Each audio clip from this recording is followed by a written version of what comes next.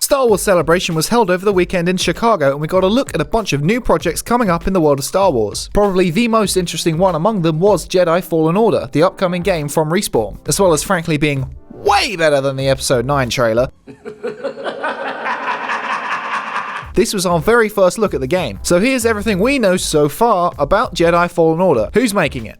EA currently hold the publishing rights of the Star Wars franchise, so this game will be published by them. I recognised your foul stench when I was brought on board. It is being developed by Respawn, the studio behind Titanfall and Apex Legends, and will be using the massively popular Unreal Engine, not Frostbite, which is EA's homegrown game engine and all-round nightmare when making anything that isn't a first-person shooter. The narrative lead at Respawn is Aaron Contreras. He has writing credits for Far Cry 3, Assassin's Creed Black Flag, and Mafia 3, as well as other roles on many different games. Legendary game writer Chris Avallone is also working on the project and has previously worked on Fallout New Vegas, Knights of the Old Republic 2, and Pillars of Eternity, among many others. The game is being directed by Stig Asmussen, who is best known for his work on the God of War franchise as lead environment artist, art director, and was game director of God of War 3. It's safe to say that there's plenty of high-quality talent on the game, and with Respawn CEO Vince Zampella at the helm, Jedi Fallen Order has some serious potential. Don't reach within. Story, setting, characters. The game is set sometime after Episode 3 Revenge of the Sith, following Order 66 and the Jedi Purge. Execute Order 66. For those of you who don't know, Order 66 was the simultaneous and indiscriminate assassination of all Jedi throughout the galaxy by the command of Chancellor Palpatine, now the Emperor of the Galaxy. Importantly, the game is canon. You will play as a man called Cal Kestis, who was a Padawan in Jedi training during Order 66, but managed to escape and go into hiding. Padawans are generally teenagers who train in an apprentice role under a Jedi Master. He seems to be lying low as a scrap worker, and we see him working with a salvage team pulling apart an old Republic Star Destroyer. He's being played by Cameron Monaghan with full performance capture, including his physical motions, voice, and likeness. You might recognize him from the US version of Shameless, but more prominently from the Gotham series as Jerome, who is basically Joker. He describes the game's story as very human and very relatable, and it was something that I wanted to relate to and tell as well. The trailer shows Cal trying to resist his Force sensitivity, but after an accident exposes him, he is forced on the run. He is pursued by Purge Troopers and a Sith Inquisitor. Purge Troopers have been seen in the comics, but haven't yet appeared in the mainstream timeline in any movies.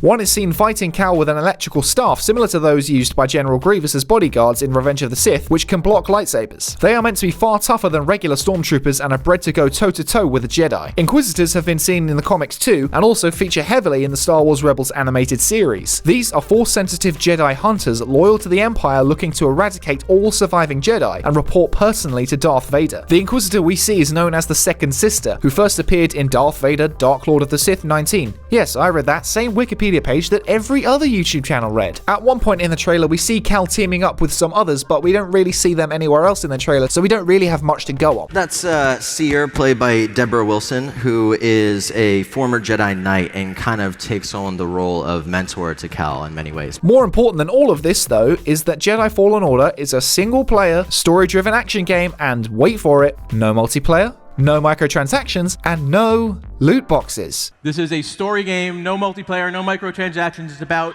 being a Jedi. Not only that, but EA promises on Twitter that they won't be adding them in later.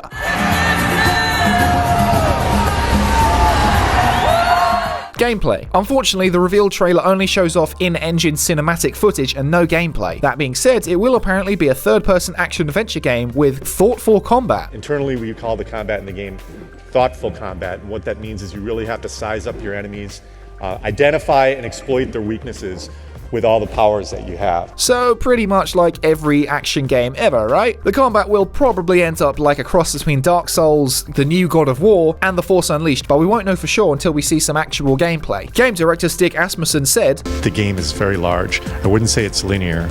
I certainly wouldn't say it's open world.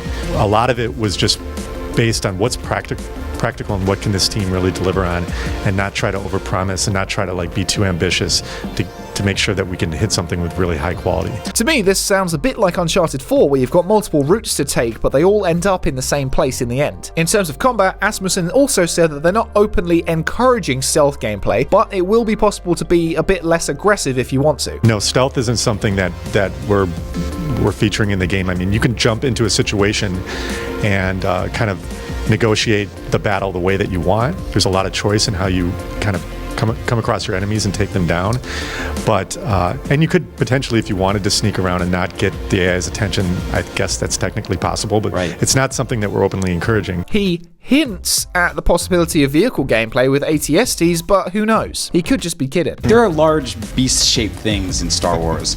Did you guys experiment with anything like that? Are you thinking about anything like that? I would say it's okay for you to think about things like that. The focus of the gameplay will be on third-person lightsaber combat and force abilities, and Cal's lightsaber itself is special and intimately tied to the story. It's so intimately tied to the story, it's just full of spoilers. Players will use their Jedi training to create different melee combinations with an innovative lightsaber combat system. The poster and trailer also feature a small droid alongside Cal. This is meant to be his best friend and not just a sidekick. It's called BD-1 and can be seen in the poster illuminating some wall markings, so this might factor into his purposes in gameplay somehow. That little guy is BD-1, and internally at Respawn that stands for Buddy Droid 1. And that's exactly what he is to Cal. They're best friends. I would not consider BD a sidekick at all. One of his functions is a spotlight, and that's just one of many useful tools that BD has that you'll be able to find and upgrade over the course of the game. The trailer also shows off some wall running, and given that this was a prominent mechanic in the Titanfall games, it's certainly possible that Respawn will be implementing it here too. The game will be out on November 15th this year on PS4, Xbox One and PC via Origin. The game is already confirmed to be coming to E3 this year, so that's just in a couple of months when we get to see some more, and that's definitely a reason to tune into the show this year too.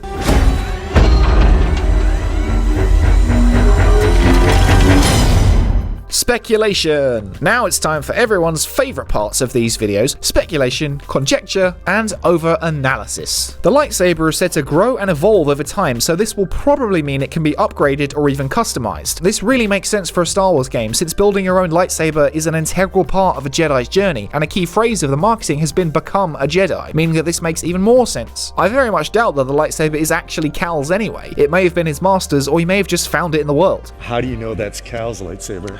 Oh. It has quite an unusual design and looks like it may actually be one half of a double-bladed lightsaber like Darth Maul's, or maybe the tip of a saber pike. In some concept art of the second sister, we see her wielding a double-bladed saber. Does she link to the lightsaber and Cal in some way? Could she potentially be his old master? She was apparently a member of the Jedi Order before becoming an Inquisitor, so it's all possible. We see Cal in various outfits throughout the trailer, including one where he wears a poncho, and we all know how fond Star Wars is of ponchos. One thing that does persist through them all is the glove on his left hand. Generally in Star Wars, when someone wears just one glove, that tends to mean they have a robotic arm. I mean, just look at Luke and Anakin. Does this mean that Cal does too? Potentially an injury sustained during Order 66? Could this be the third AAA game this year to feature a protagonist with a robot arm, after the Wolf in Sekiro and Nero in DMC5? Interestingly, every time we see him use the Force in the trailer, it is with this hand, and it is possible, after all, to use the Force with robotic limbs, as Anakin did in Episode 3. There could be more to this,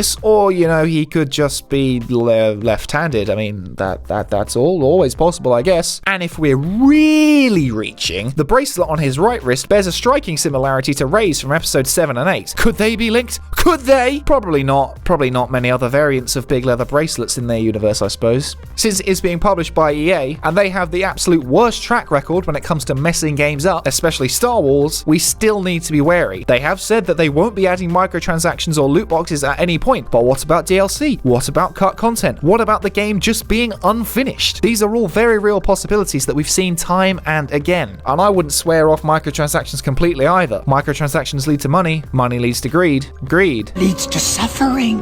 But anyway, that's just some of what we learned from watching the Jedi Fallen Order trailer this weekend. But let me know what you think down in the comments. Do you think this is going to be the solid single-player Star Wars story-driven experience we've all been waiting for, or is it just another EA cash grab where they're going to ruin the franchise even more than they already have? Do you believe them when they say there's going to be no microtransactions and no loot boxes? As always, if you like the content we've been creating and want to help us make it, head on over to patreon.com/prettygoodgaming. You'll get early access to our podcast as well as the Discord channel and a bunch of other great stuff. I've been Henry, this has been Pretty Good Gaming. I'll catch you next time. Bye for now.